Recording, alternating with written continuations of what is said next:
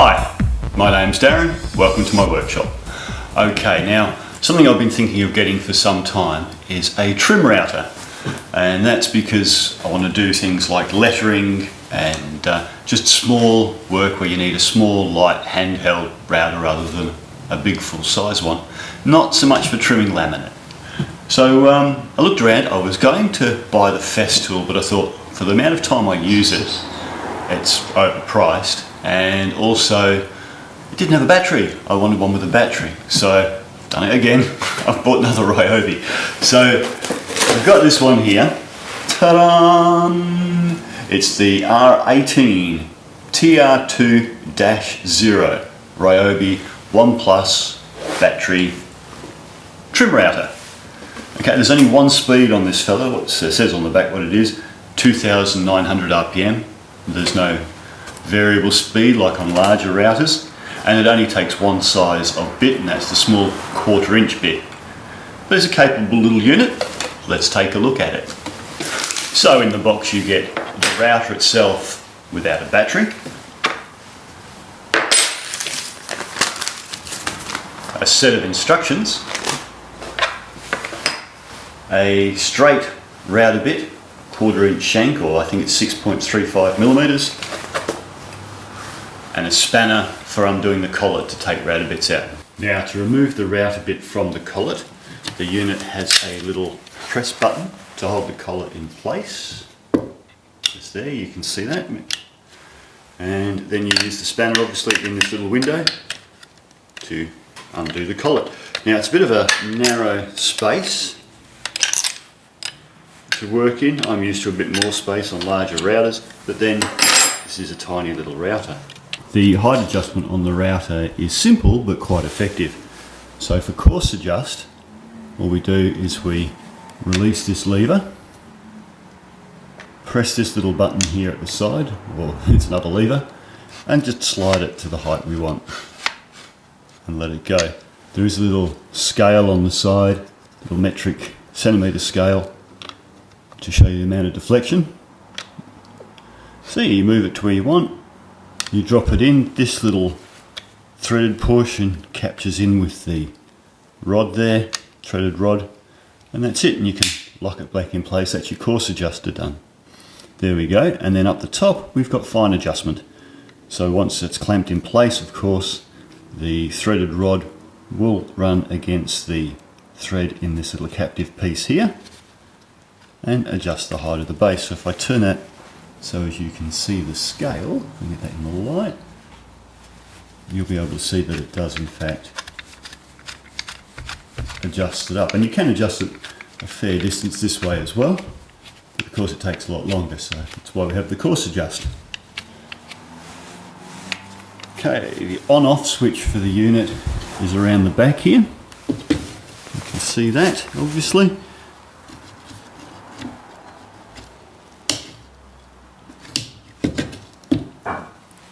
And it comes with a clear plastic base, and it's good having a clear plastic base on it because it also has an LED in the bottom. You hold this just like such, you can see the LED. See the LED.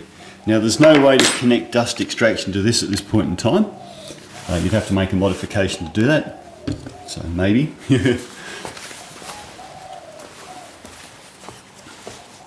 Alright, let's chuck a battery on it. Without a battery, the unit weighs 1.3 kilograms. With a battery, obviously a little bit more. It's still lighter than any of my other routers, even with the battery on it, so that's good. And holding it like I'm holding it now, it actually feels well balanced. Although I doubt I'd ever actually be using it like that. I'd be more likely to be using it. Actually, that doesn't feel too badly balanced either. It's a lot better balanced in the hand than I thought looking at it, which is pleasant. You see the LED just there?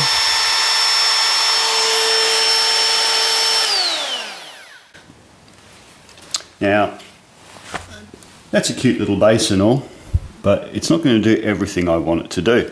And so because this is simply held on with 4 screws and a bit of a keyway to stop you putting it on 90 degrees out of phase, it would be very easy to make up another base for it.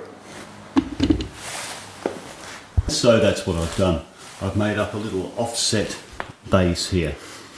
You can see that this is effectively the height that the clear would have been at, and then we've got a step up here. So I've built this. Let's say, for example, you're building a joint and you've got, let's say it's a box joint bit, and you make a little bit over length to make sure you get a good fit, and then you need to trim the tips of the fingers off so they're flush afterwards.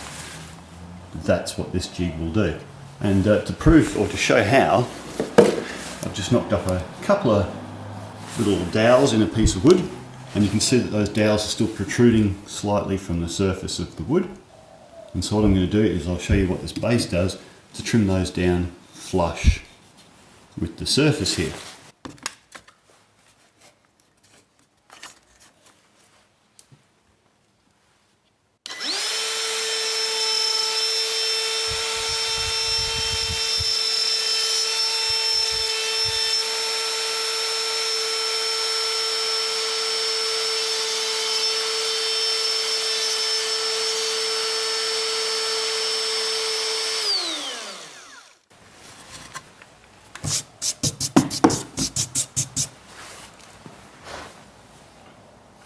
Alright, you can see I've ever so slightly marred the surface here, so obviously my depth of adjustment needed a slight tweak. Alright, so let's just try that again, this time hopefully without marring the surface. And we've put a new dowel in, let's just give it a shot.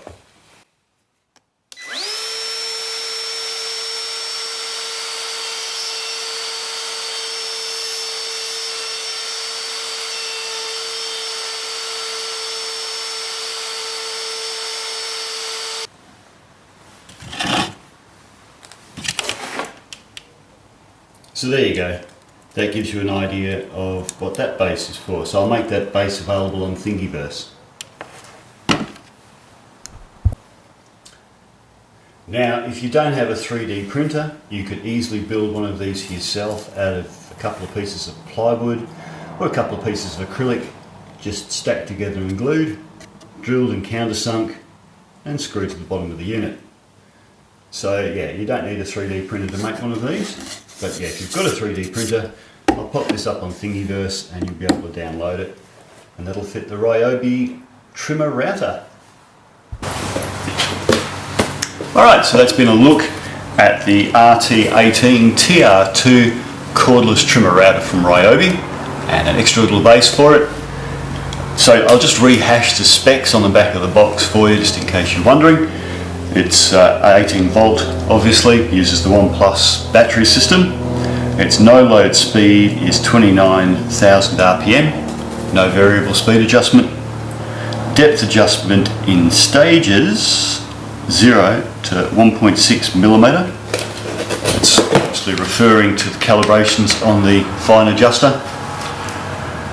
And weight without the battery 1.3 kilograms. And yeah, it is reasonably well balanced and easy to hold. I had no problems balancing it on this portion of the base while I was using it. It's a 1/4 inch bit or 6.35. It won't take a 1/2 inch bit.